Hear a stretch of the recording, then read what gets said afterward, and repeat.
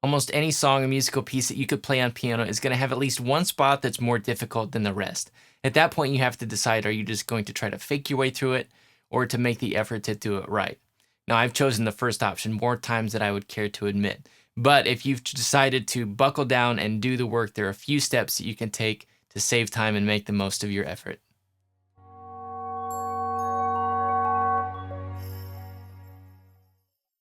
Hi, everyone. My name is Peter. Thanks for joining me at Our Worship Sound, where we're working to make worship keyboard technique and technology easier. We're talking today about how to save time in really conquering difficult music.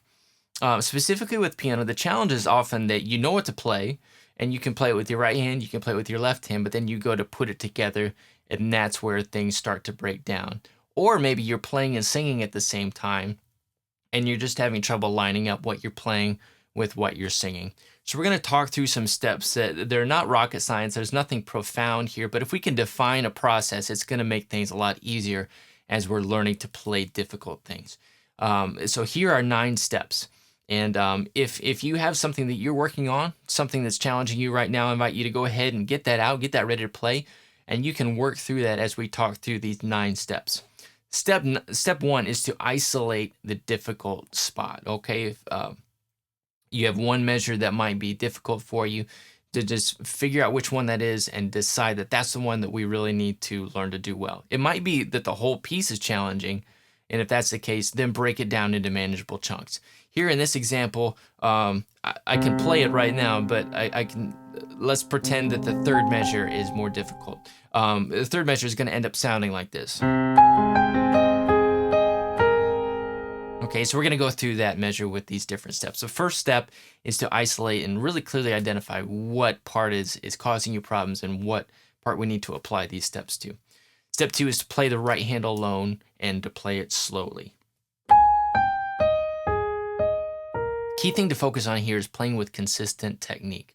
You're going to develop muscle memory with a lot of repetitions, but only if you play it consistently. If you change it up every time, you're going to confuse those connections, and just make sure that you're playing it with the same fingering technique nice and evenly every time. Step 3 is to play the right hand at full tempo. And the key here is to use a metronome. And I know that we don't necessarily like playing with the metronome. It seems to make things more difficult.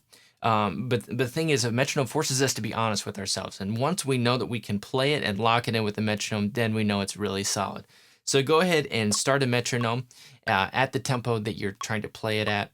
And you might need to start slower than that, work up to it, but get to the point where you can play it full tempo with the metronome.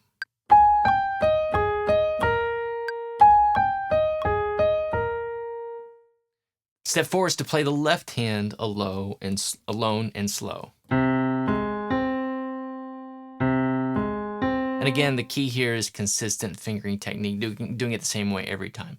Now, this left hand part is not difficult on its own. The thing that makes this difficult is how the rhythm lines up with the right hand. We're going to tackle that in step 5. And we're going to put the right hand and left hand together, but we're going to do sort of a dry run. We're not going to play it on the keys. We're going to tap it out on a different surface. And the focus here is only on rhythm and how the different notes line up or don't line up, as in this case. If we put these arrows in here, we can see that none of these notes actually line up. It might look like some of them line up, but those are actually tied notes that are still being held over. So all these notes are going to be played opposite of each other. And if we learn to tap this out, we're going to start with the left hand, and then we're going to start the right hand on even eighth notes and see that the left hand plays in between.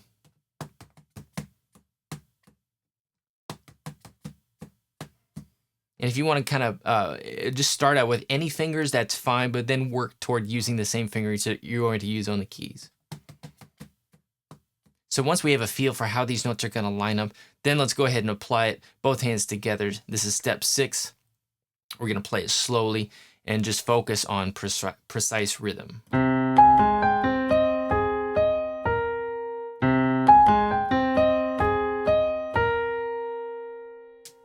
Step 7 is to gradually increase the tempo. And again, our metronome is going to be our friend here because it's going to keep us honest, but it's also going to give us a sense of progress as we know that we can go from 60 beats per minute to 70 beats per minute. We know that we're making improvement. So go ahead and use the metronome. This is a little bit under tempo now. Let's go ahead and play along with this tempo, both hands together. And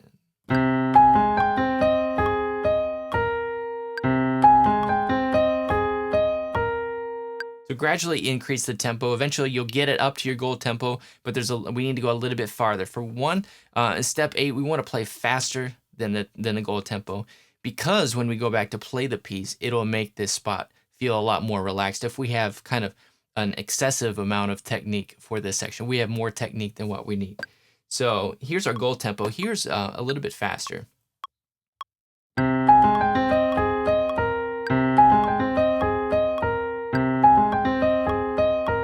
That's pushing it, but if we've done all the repetitions, then we can kind of just go on automatic in a sense and just play that out that way.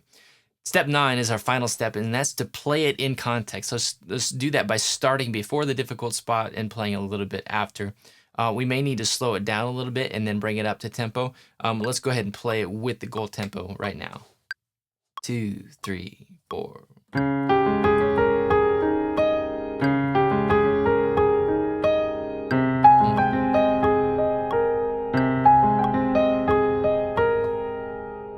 So those are the 9 steps I would recommend for tackling a difficult spot in your music. And you can experiment with these spots or these steps a little bit.